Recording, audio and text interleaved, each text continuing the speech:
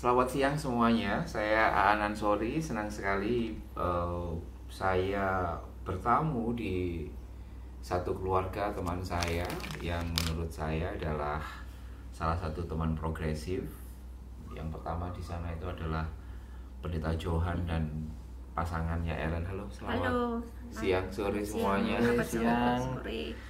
Jadi saya ini lagi makan dan ingin mendengar cerita dari pasangan yang luar biasa ini, karena dua orang ini memiliki dua identitas yang ya katakanlah minor ya. Mereka seperti kita lihat wajahnya itu sudah Tionghoa, terus kemudian Kristen lagi.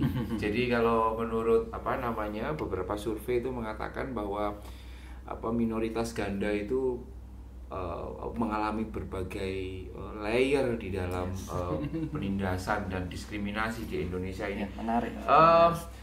Sebenarnya sebelum kita ngomong lebih jauh, mungkin Johan dan Ellen mungkin bisa sedikit menceritakan latar belakang bukan perkawinannya, tetapi latar belakang sebagai Tionghoa, keluarganya seperti apa, seperti itu. Siapa dulu ini? Kamu dididik dalam keluarga yang seperti apa, kayak gitu kan? Ayahmu itu punya toko atau tidak? Karena kan selama ini kan stereotypingnya kan Tionghoa itu selalu bisnis pedagang kayak gitu. Gimana? Masa kecilmu kayak gimana ya? Sambil dimakan loh, santai saja loh.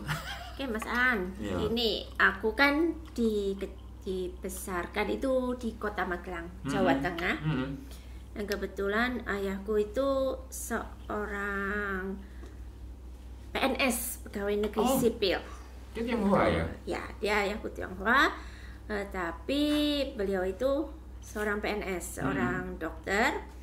Jadi waktu dulu juga waktu masa mudanya itu pernah jadi ikut angkatan laut gitu, karena sempat kena wajib militer waktu itu zaman itu. Jadi terus kemudian sejak dari angkatan laut itu, setelah selesai wajib militer, beliau tidak meneruskan, itu pindah ke Kota Magelang. Waktu wajib militer itu di Surabaya. Terus kemudian pindah ke Magelang menjadi dokter di Kabupaten Magelang. Jadi sehingga waktu masa kecil saya tuh sedang tidak merasa saya itu Tionghoa. Oh gitu ya. Saya merasanya ya orang Jawa, karena saya tinggal di Magelang. Jadi ya saya merasanya tuh ya saya Jawa, dan dengan lingkungan saya yang di jadi memang plural ya di lingkungan. Kamu tinggal di kampung atau di di semacam asrama, atau biasanya kan kalau PNS dulu itu kan itu. Jadi ya belakangan ya satu komplek sama kantor lah ya. Jadi kayak rumah tapi ada belakangnya ada kantor gitu. Jadi saya waktu kecil juga sering main ke belakang ke kantor, nanti ya main sama ASN, PNS yang lain lah gitu. Nah ya saya paling kecil, mungkin dianggapnya ya anaknya mereka gitu. Terus kadang kalau sore saya main sama tetangga, dengan Mas Wawan, Mas siapa ya, saya lupa lagi namanya. Itu ingat saya nama ibunya, Bu Heyah namanya. Dia Tionghoa juga tidak? Bukan, orang Muslim. Dan ya karena beliau mungkin lihatnya saya anak kecil perempuan gitu, suka dijajanin. Nanti beli es pompong, nanti beli gulali atau gitu. Sore saya suka main sama mereka. Terus nanti main sepeda gitu bersama-sama dengan anak-anak sekitar situlah gitu. Ellen, kalau boleh tahu sekolahmu, terus kemudian agama kedua orang tuamu, atau memang Kristen sejak awal, atau seperti apa ini sekolahmu? Kalau orang tuaku emang Kristen sejak awal. Sedangkan sekolahku dulu waktu SD Kristen, SMP Katolik, SMA aku negeri. Oh, sempat sekolah negeri juga ya? SMA aku sekolah negeri, dan aku senang juga sekolah di negeri itu karena istilahnya kan makin makin plural ya, makin banyak temanku segala macam. Walaupun waktu dulu SD dan mungkin waktu SMP juga plural juga. Kalau SD mungkin karena SD Kristen ya, Kristen, jadi ya. lebih tidak terlalu plural, tapi ya masih plural, walaupun itu SMP makin plural lagi. Jadi gitu. mungkin Dan ada SMA makin plural makin lagi. karena di negeri itu. Ya. Menarik gitu Ellen. Aku nggak tahu ya bagaimana pengalaman pendeta Johan masa kecilnya seperti apa, dari keluarga apa, sekolahnya bagaimana kayak gitu. Gimana Johan? Kalau saya secara pribadi sih perjumpaan dengan pluralisme ya, boleh dikatakan itu baru terasa setelah saya berkuliah ya, kemudian masuk ke sekolah Alkitab, itu baru terasa. Karena sebelumnya memang kebetulan dari mulai bersekolah dari TK sampai SMA boleh dikata itu masih lingkungan Kristiani, jadi yang lebih homogen Jadi gitu. sudah Tionghoa semuanya, Kristiani semua Nggak atau berbagai apa? suku, tapi Iya. kan masih dalam koridor gereja ya. Jadi artinya kan ya ada kesamaan nilai ya kan.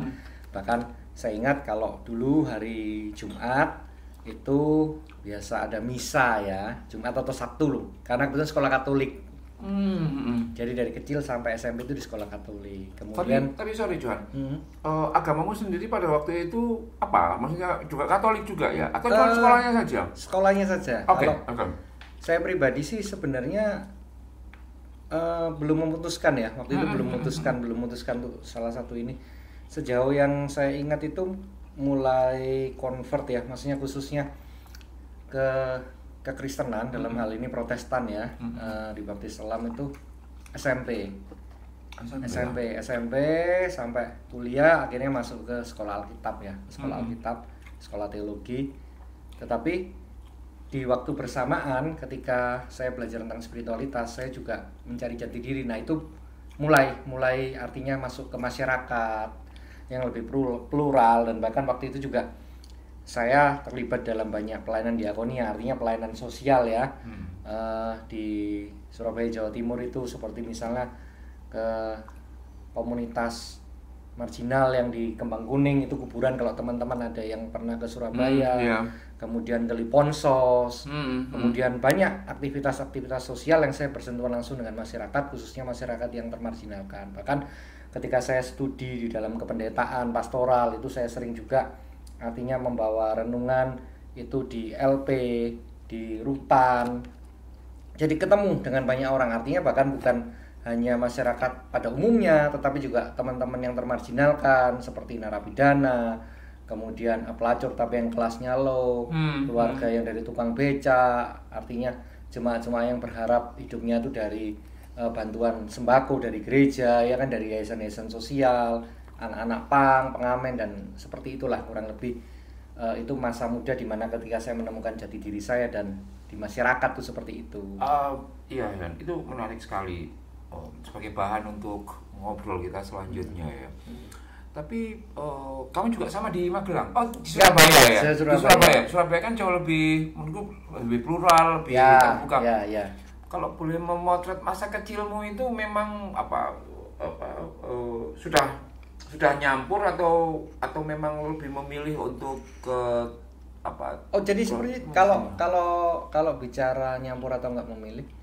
Enggak, saya masih ingat ketika ya mungkin usia kalau sekarang itu antara mungkin TK sampai SD, ya mungkin kelas 1 kali ya. Itu sempat kok artinya hidup di kampung ya, dalam artian sehingga label yang ditaruhkan oleh teman-teman tuh ya memang Tionghoa ya kan, non-is gitu. Tetapi ketika namanya non-Islam. Iya, non-Islam ya, tetapi ketika di dalam perkembangan kan orang tua saya memang rumahnya di perumahan. Saya ceritakan tadi di sekolah yang memang sekolah Kristiani. Jadi nggak ada perbedaan yang terlalu ini, karena ya lebih homogen pada waktu itu ya. Iya, setelah makin bertumbuh kan, bertumbuh justru lebih homogen, justru artinya yang ya sama-sama orang gereja lah, ya kan, secara suku ya walaupun mungkin ada teman-teman yang seperti Batak, Ambon apa, tapi kan secara ini kan yo warga gereja, jadi ya lebih sama lah, sama kesamaan lah secara status ekonomi juga kalangan menengah, karena kan sekolah Katolik yang cukup ini seperti itu. Aku itu sebagai Jawa ya banyak sekali bukan mendengar ya, aku juga pelaku diskriminasi dan intoleransi pada waktu itu masih kecil Ya. Waktu itu kan nggak terlalu suka dengan orang Tionghoa pada waktu kecil itu kan. Jadi di desaku itu semuanya, satu desa itu desaku itu di tengah kota ya, hanya satu desaku itu saja yang di tengah kota tapi tidak memperbolehkan orang Tionghoa Masuk. Masuk sih boleh, tapi kalau memiliki properti atau menjadi warga desa di situ nggak boleh. Tetapi di desa depan-depan ini sudah relatif plural begitu, sehingga itu juga membentuk nalarku untuk tidak suka terhadap Tionghoa kayak gitu. Kami suka mendiskriminasi. Maksudnya misui gitu kan, kalau ada orang Tionghoa jalan gitu kan, sinyo-sinyo sama noni itu mesti tak hei Cino kayak gitu.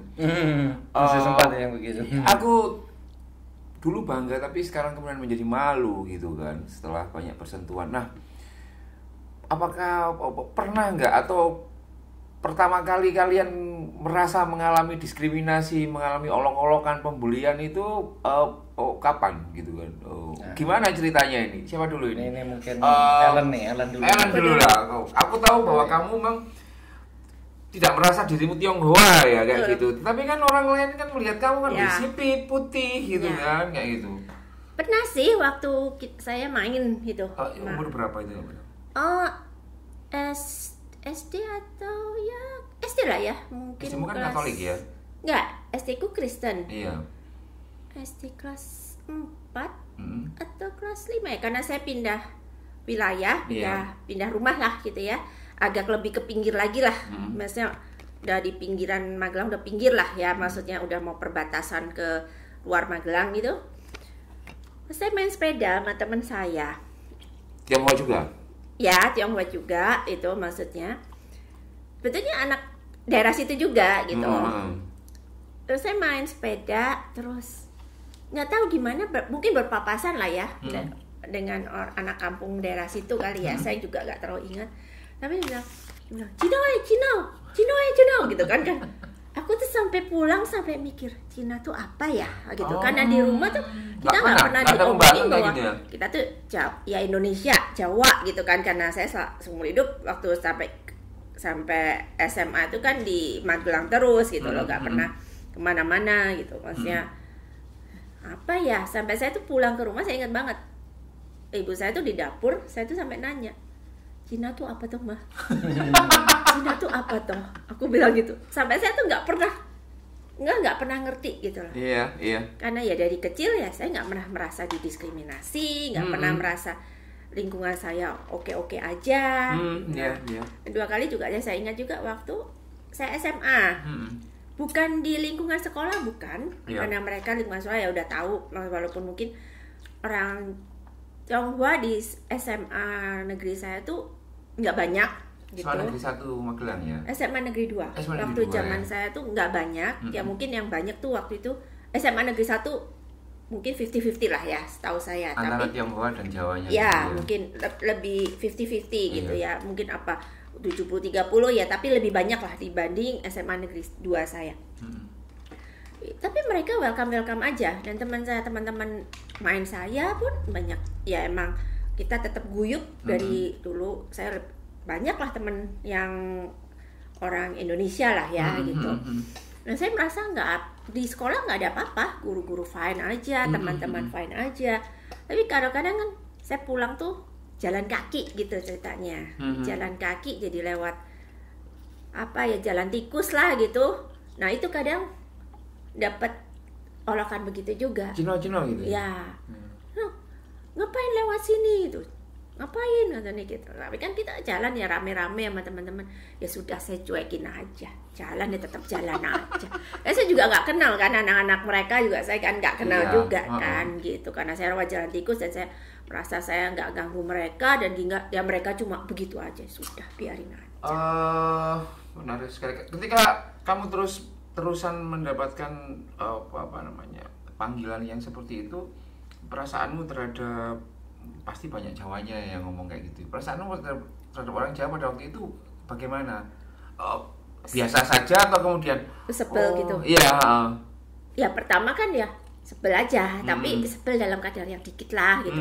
Ya udahlah, biarin aja lah gitu. Maksudnya mereka juga istilahnya nggak, ya cuma kata-kata doang kan, ya sudah, mau diapain lah. Di situ kemudian kamu merasa bahwa kamu tetap Jawa atau aku ini ternyata Tionghoa atau seperti apa kayak gitu? Ya aku menyadari akhirnya, aku tuh Tionghoa toh gitu. Oh aku tuh Tionghoa, walaupun aku tuh nggak bisa bahasa Tionghoa, nggak bisa, dan waktu juga itu nggak tahu yang namanya Imlek, Xinjia, itu kan nggak, kan zaman itu belum ada, maksudnya belum yang dirayakan besar-besaran pun tidak gitu kan, dan di keluargaku juga emang tidak merayakan lagi sebetulnya, gitu. Ini menarik ini, artinya gini, apa, Gus? Kalau jadi pertanyaan kami ini menarik kan gini, kalau dia sebenarnya secara physically kan lebih Chinese ya, tapi keluarganya itu justru culture-nya itu lebih blend dalam artian Indo mungkin ya, maksudnya gereja ya, yang tradisi gereja yang lebih Belanda gitu, Hollandspreken, terus juga merangkul budaya Jawa gitu. Seperti contoh ya koko ipar saya itu suka banget kalau dia pakai beskap, belangkon, foto yang begitu. Gitu ya. Nah, justru yang menarik begini, yang menarik sebenarnya kalau lebih secara kelihatan ini Chinese-nya, malah di keluarga saya, artinya saya juga malah mendalami gitu loh di dalam. Dulu kan memang kalau kita masih ingat ada sebuah masa di Orde Baru kan bahkan belajar bahasa Mandarin itu kan dilarang. Peribadatan kelenteng dilarang sebelum ini ya Presiden Gus Dur ya. Tapi itu justru memacu saya, artinya ketika di dalam perkembangan malah saya belajar bahasa Mandarin, bahasa Hokkien ya ketika berteman ya dengan teman yang macam-macam dari Kalimantan, dari Medan, dari mana, walaupun kulit saya begini, tapi justru akhirnya secara tradisi bahkan ya saya belajar sedikit lah tentang Tao, tentang Konghucu, tentang Buddhis yang berbagai aliran juga kan, ada Mahayana, ada iya kan. Nah, yang jadi semua, jadi akhirnya malah walaupun casing saya begini, tapi saya justru masuk di dalam subculture katakan Chinese peranaan, gitu kan, yang ada di sini. Tetapi di dalam prakteknya, di dalam berteman, justru teman-teman saya lebih plural ya, artinya segala suku dari sebut aja dari Papua sampai Aceh saya berteman gitu. Mungkin juga karena casing saya juga mereka nggak nyangka, cuman mata doang kan sipit. Tapi kamu gitu. Pernah mengalami perasaan didiskriminasi atau dibully karena malah terbalik?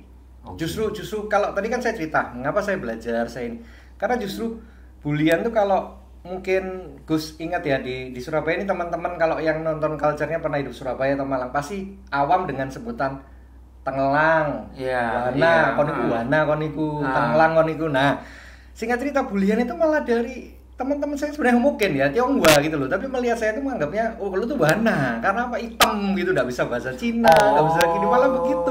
Jadi pembulian itu datang dari lingkaran ketionghoaan, lingkaran Tionghoamu gitu. Justru yang lucu gini, karena kamu tidak dianggap sepenuhnya betul. Justru akhirnya yang sampai sekarang jadi istri saya ini pacar saya Tionghoa yang pertama gitu. Dari dulu bahkan saya pacaran pun nggak pernah dengan suku-suku yang lain gitu. Kenapa? Ada beberapa yang panggil saya kok nggak tahu, mungkin karena lebih comfort aja, lebih nyaman aja gitu. Tetapi kan saya sendiri secara pribadi kan saya memacu karena bullying itu ya. Jadi self defense mechanism ya. Justru saya belajar, saya ini ya kan, saya cari malah. Mungkin akhirnya hari ini kalau sama-sama ketemu bicara tentang masalah kultural Chinese peranaan mungkin saya lebih ini dari teman-teman, karena beberapa kan mereka akhirnya studi ke luar, misalnya ke Australia, ke Amerika, kemana, which is bahkan ngomong bahasa Hokkien atau bahasa Kek atau bahasa kesukuan ataupun yang Mandarin, kecuali yang studinya ke Taiwan ya atau ke Beijing. Ya saya lebih ini jadi lebih lebih sedikit menguasai seperti itu. Ini menurutku menarik bagaimana lintasan sejarah identitas kalian ini kan yang awalnya Tionghoa terus kemudian mengalami berbagai perisakan. Bahkan aku pikir perisakan itu dari teman selain non Tionghoa, tapi justru malah kebalik karena dianggap ini ya, kamu itu kurang Tionghoanya ini. Nah kan saya sempat kuliah di Erlangga sih, walaupun nggak sampai selesai karena waktu itu sambil kerja ya. Kalau seingat saya sih kayaknya sampai semester 4 sih. Jadi justru di sana tuh malah saya menemukan gitu. Awalnya saya ikut berorganisasi dalam artian mau diajak ikut partai, anak ekonomi tapi ngumpulnya di FISIP. Kemudian dengan menemukan Little Indonesia lah. Menemukan Indonesia itu seperti ini. Kalau dulu kan di sekolah-sekolah Katolik, sekolah Kristen kan lebih homogen. Tapi ketika masuk ke perguruan tinggi negeri itu justru saya mulai menemukan identitas, mulai Bahkan bacaan-bacaan saya juga yaitu momen-momen ketika mulai membaca buku seperti katakan bukunya si Karma, kemudian Tan Malaka yang miring-miring gitu yang kemudian artinya G30S PKI tapi yang buku putih. Iya. Itu menarik. Itu. Menarik sekali ya gitu. Nah, aku tidak tahu ya, tapi menjadi menarik bahwa kalian ini kan jaringannya kan luas ya, tidak hanya sesama Tionghoa tapi juga yang lain gitu kan. Ada nggak sih momen-momen misalkan pengalaman tak terlupakan, pengalaman positif tentunya misalnya dengan orang Jawa atau selain Tionghoa yang sampai sekarang masih membekas seperti itu, Ellen? Pengalaman positif ya. Iya. Saya itu waktu SMP lah ya, yang saya ingat itu sahabat saya itu ya juga tetangga serumah saya sih sebetulnya. Itu orang Jawa. Oh, gitu ya. Ya, terus teman main saya pun itu orang Jawa. Jadi istilahnya kelompok studi gitu kan ya. Jadi kadang kalau udah selesai pulang sekolah gitu, karena kampungnya dia lebih dekat dari sekolah ya, kita jalan rame-rame ke rumahnya dia, makan bareng di rumahnya dia gitu, dan ibunya welcome sekali gitu. Ibunya Jawa Islam itu? Ya, Jawa Islam, dan mereka welcome sekali gitu. Ada juga yang Jawa Katolik ada gitu loh maksudnya. Mereka welcome maksudnya, dan aku paling senang kalau dipanggil Mbak gitu. Oh iya, nggak dipanggil C. Aku senang kalau aku kan nggak terlalu senang kalau dipanggil Ci gitu. Aduh, nggak enak banget gitu loh kalau kan itu kan, waduh gimana gitu loh rasanya gitu loh maksudnya. Karena saya ya kalau dibilang saya merasanya tuh orang Jawa lebih. Kalau ditanya kamu orang Cina, kalau saya lebihnya merasanya Jawa gitu loh. Kalau gitu, kalau perasaan saya gitu loh Mas. Gitu. Ini menjadi menarik ya, seluruh pergumulan hidupmu ternyata dalam tanda petik membalik saya tidak ingin mengatakan ini penyangkalan, tetapi ada pemaknaan baru terhadap ketionghoaan yang itu berkelindan dengan kejawaan itu, sehingga kamu lebih nyaman dipanggil Mbak. Aku juga punya beberapa teman yang lebih senang ketika dipanggil Mas gitu kan, ketimbang dipanggil Ko, lebih senang dipanggil Dek ketimbang dipanggil Noni atau seperti apa dan sebagainya kayak gitu. Nah, menurutmu Ellen, bagaimana sih kamu melihat situasi Indonesia? Itu kan kamu dengan pengalaman masa lalumu ya, kira-kira mungkin sebelum Orde Baru kayak gitu. Kamu melihat situasi sebagai Kristen, sebagai Tionghoa di Indonesia per hari ini itu seperti apa? Apakah ada yang berubah? Oh iya, terima kasih. Terima kasih. Kopi kemang. Gimana kamu melihatnya? Aku merasa makin kesini makin berasa intolerannya ya Mas. Oke. Makin berasa kayak ada kayak kubu-kubuan gitu loh. Maksudnya gimana itu? Ya, terutama untuk yang Kristen dan Islam. Iya. Gitu loh. Kadang kalau kalau udah gimana kan nggak nyaman ya kita ya. Kalau aku kan merasanya ya kita kan satu Indonesia. Apapun agamamu, ya kita satu Indonesia gitu loh. Kenapa harus kubu-kubuan gitu. Terus merasa aku yang paling bagus, kamu jelek, di luar aku nggak bagus, yang punya aku tok yang bagus. Kan nggak pasti begitu. Kira-kira apa penyebabnya itu Ellen menurutmu? Di Johan ini gimana kok Kak Riri ini? Aku nggak tahu ya. Kalau menurut aku pribadi ya, mungkin juga dari sekarang dengan banyaknya medsos, dengan banyaknya dari luar Indonesia lah. Kalau menurut aku ya banyak yang produk-produk import yang makin banyak bisa masuk ke sini. Jadi bikin mereka makin ya gitulah, makin radikal dengan kelompoknya masing-masing, tidak merasakan satu bahwa kita tuh Bhinneka Tunggal Ika Indonesia gitu loh. Yang kita tambahin dulu ini. Impor ini ada yang menarik. nggak tahu, ngapunten nih, Gus pernah dengar nggak? Tapi kalau istilah anak sekarang itu kan kalau ngomong ke Tionghoaan ini ya, Cindo Pak, Cindo. Oh iya, iya. Itu pertama ya, itu pertama. Tapi kedua ada suku baru. Kalau tadi ngomong ada satu kata impor ya kan, terus fanatik gitu kan. Ternyata ada yang lebih fanatik dari semua suku yang ada.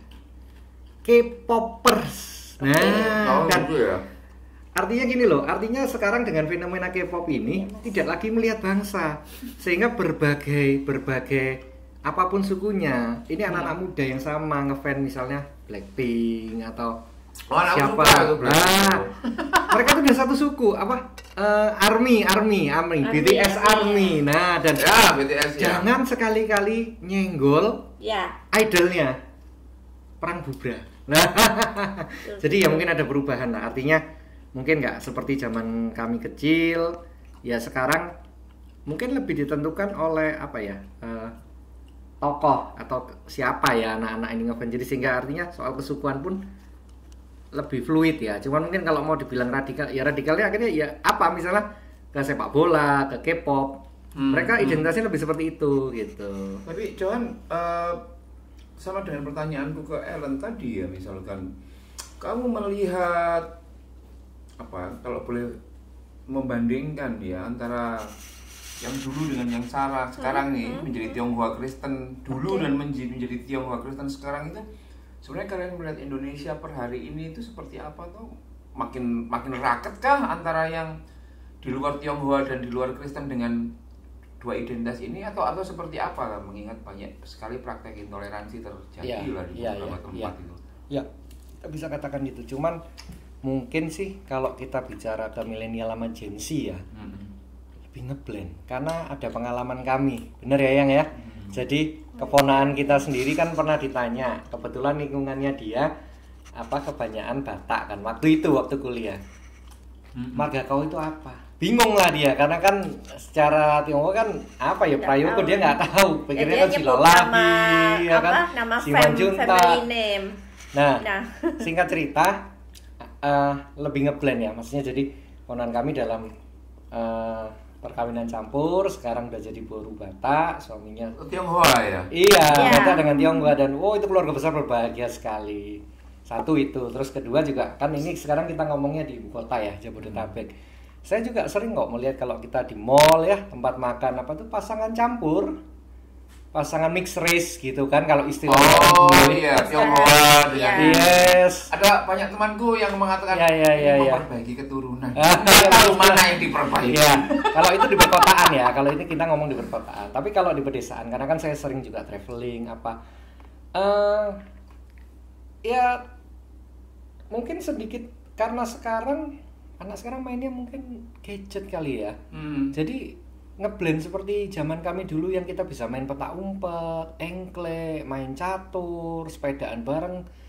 Kayaknya kok susah ya nemuin yang apa ya alam gitu. Karena sekarang dunianya udah berubah ya. Mungkin bisa jadi. Dunia offline dan dunia online gitu kan. Sehingga kita tidak bisa memilih, artinya anak-anakku itu kan sering kali main game ya, game online kayak gitu. Dia juga nggak tahu apakah lawannya musuhnya itu orang Tionghoa atau mitranya itu kayak gitu dan sebagainya, agamanya apa. Jadi kadang-kadang juga berubah sangat, gitu kan. Jadi yang awalnya itu offline kemudian menjadi online dan nggak sepenuhnya jelek sih ya artinya. Meskipun juga ketika ketemu offline itu sangat kurang begitu. Yes.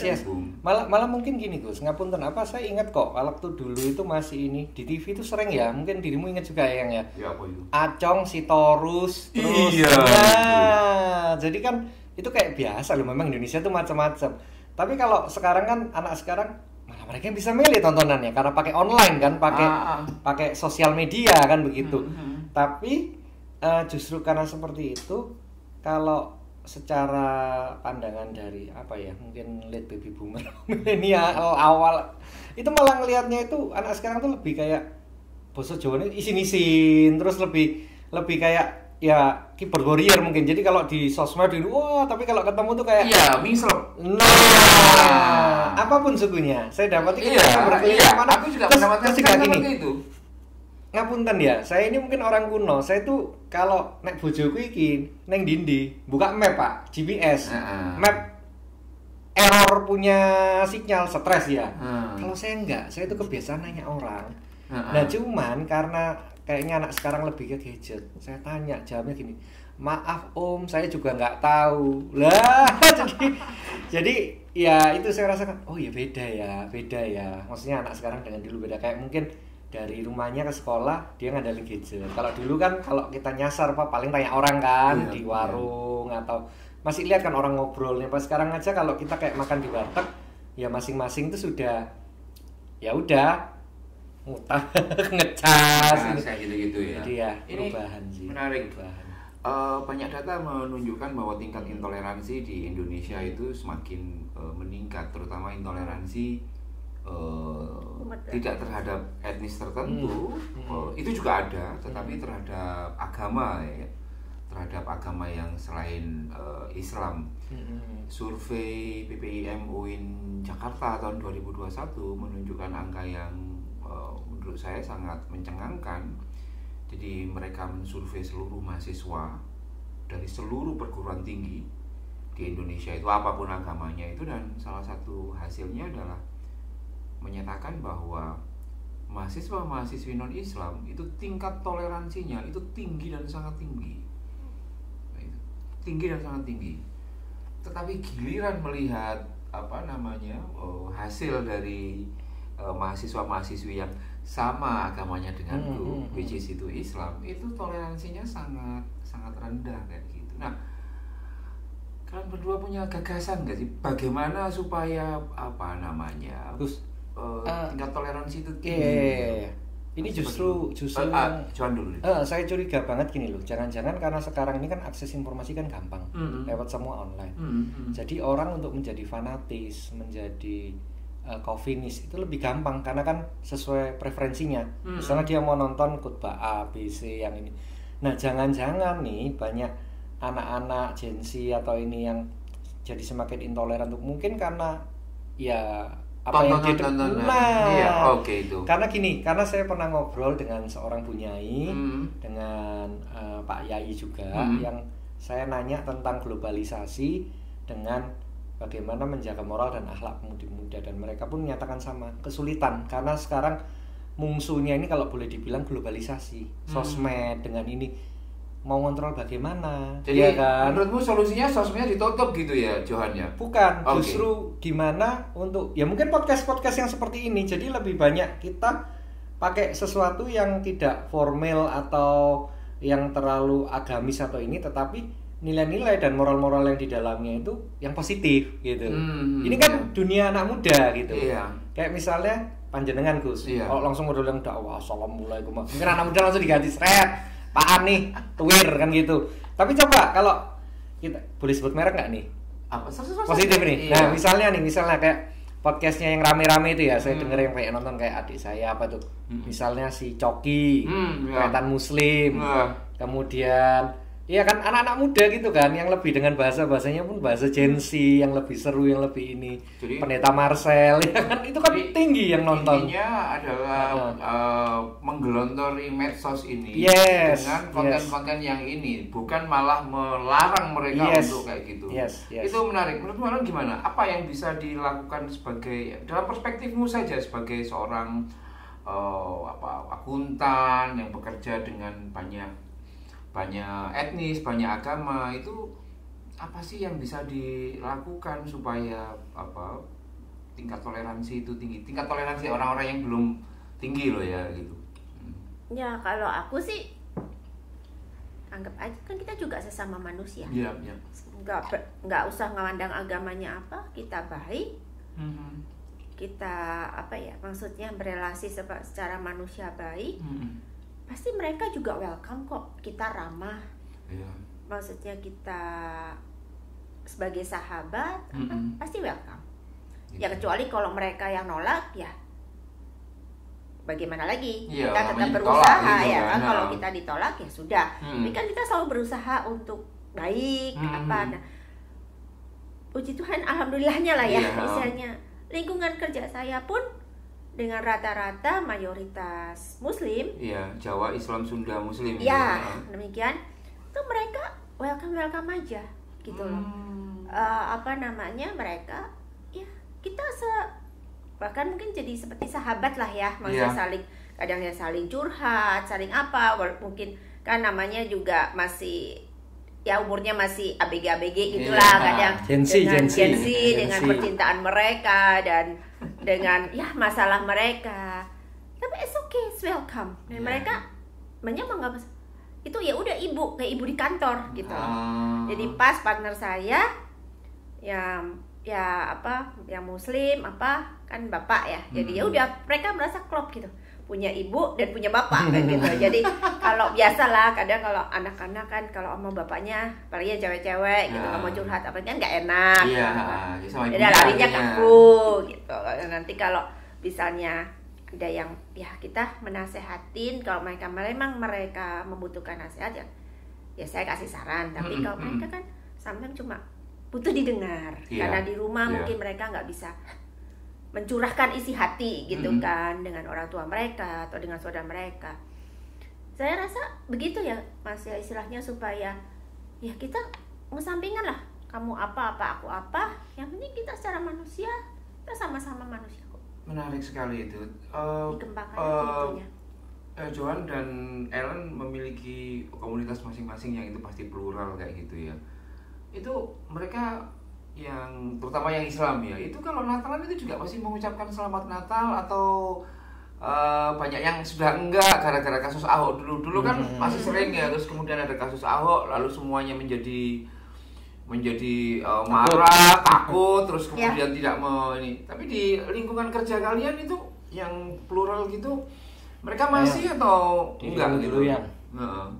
Ada yang iya, ada yang enggak. Bahkan teman saya pun setiap ya tahun baru atau apa kan, bahkan lucu sih kadang dia pas tahun baru ngasih kasih snack, kasih kasih mereka ya maksudnya kayak kue lah apa.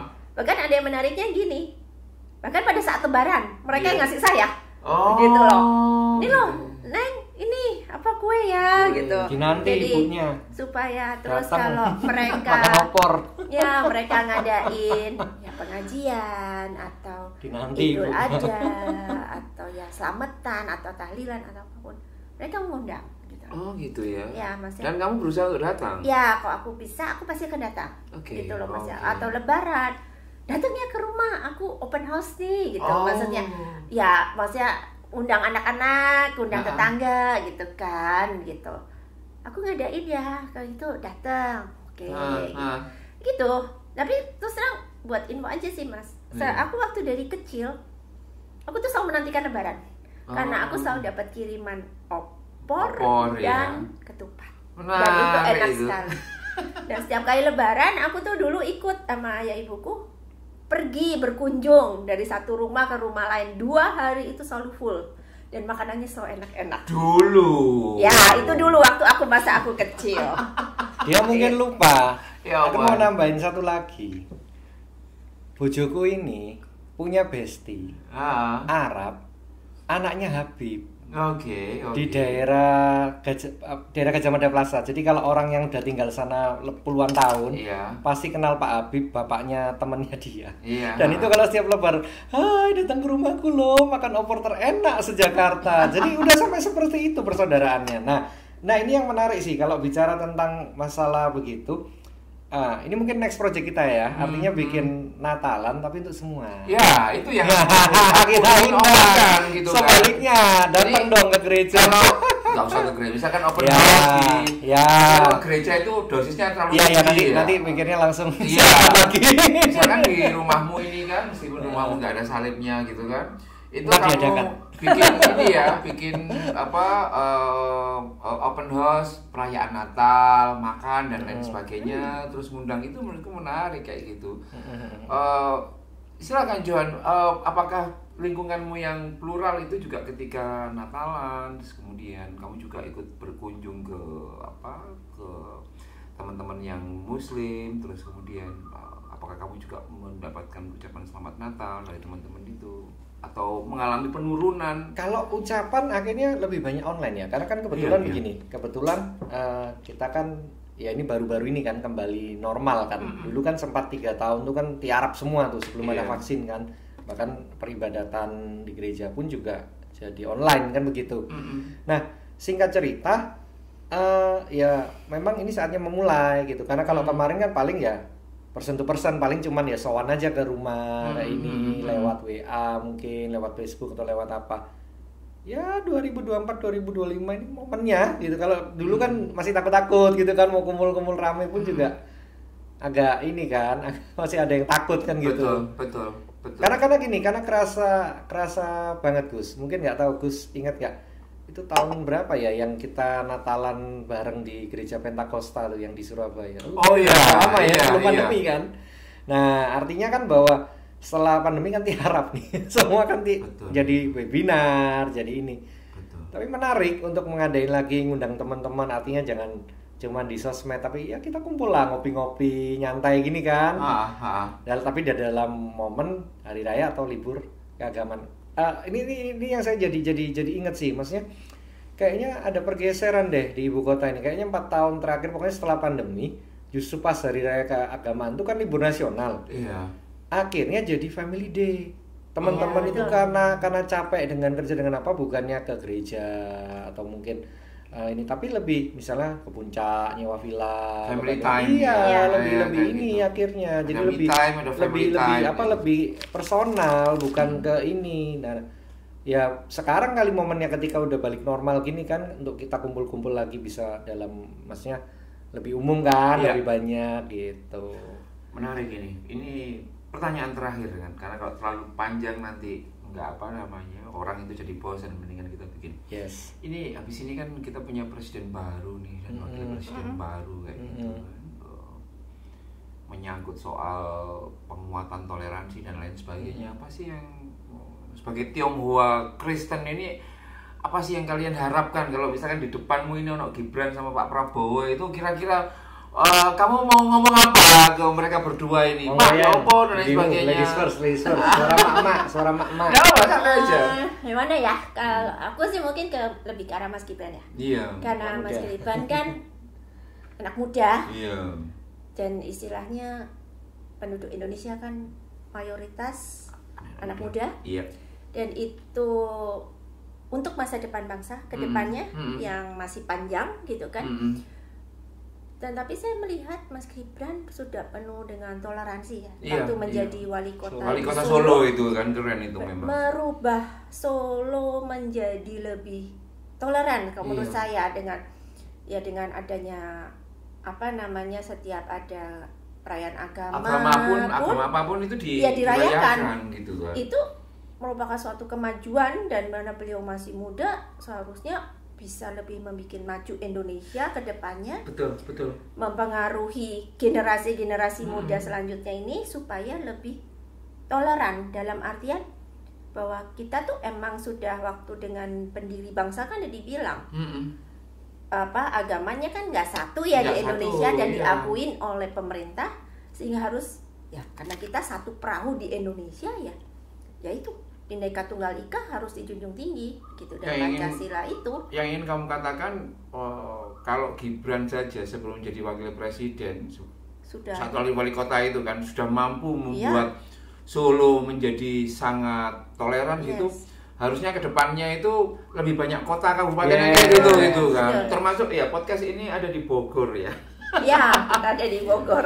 Mbok ya nanti itu wali kota Bogor atau yang terpilih, bupati kan, Bogor yang lagi terpilih udah bisa mencontoh yang bisa baik. mencontoh yang baik kayak gitu kan. Itu Dalam segi toleransi itu. antar Kamu yakin Gibran bisa melakukan itu ya? Anak muda bisa dong. Amin, pastilah. Udah pasti bisa lah. Kalau aku sih menarik. Kalau bojoku kan dari sisi anak muda. Aku ini dulu sebenarnya dari dulu tuh fans beratnya Pak Prabowo. Oke. Pak Jenderal garis keras. So harapanku Pak Prabowo seperti apa yang Bapak terapkan di Kopassus. Kan Korsa Prajurit itu kan Pancasila ya Pak ya. Kita kan Pancasila dan UUD 45. Boleh, bagus banget Pak, program untuk kasih makan gratis ke anak-anak sekolah tuh keren. Tapi itu kan makanan fisik. Nah, yang butuh makanan bagi jiwa. Artinya, misalnya apa ya, pelajaran Pancasila ini just simple dibikin aja, yaitu artinya bagikan apa yang ada di teman-teman anggota ini ke anak-anak sekolah, bahwa lu memang Indonesia ini plural, ada 6 agama yang diakui, ada penghayat, ya just nilai-nilai itu. Mungkin apa, mungkin dengan pelatihan kayak kalau dulu pramuka kali ya, kayak camping, baris yang simpel-simpel aja, yang nggak perlu mungkin nambah dana lagi, karena aku tahu pasti berat buat negara kita kan. Artinya yang murah tapi yang teknis, yang efektif, yang merakyat, tapi yang bikin Indonesia ini benar-benar merah putih. Iya kan? Seperti dulu tagline-nya Bapak kan, bikin Indonesia ini jadi macan Asia. Iya, masih ingat itu aku. Iya, aku dari keras. Jadi ayo please Pak, ya kan, Bapak, kami doakan diberi panjang umur, diberi kesehatan. Amin. Ayo Pak, pimpin Indonesia ini betul-betul apa ya, kita bukan sekedar wacana, tetapi di masyarakat tuh semakin benar-benar menjaga Pancasila, berbineka tunggal ika, seperti itu. Menarik sekali perbincangan dengan dua Tionghoa Kristen ini dan harapan-harapannya ini. Pengennya ngobrol lebih lanjut, tetapi kita nanti akan teruskan di podcast selanjutnya. Berita Cuan, terima kasih. Ellen, Ya, terima kasih ya. sama-sama. Kita kasih dana kepada mereka. Ya. Dadah.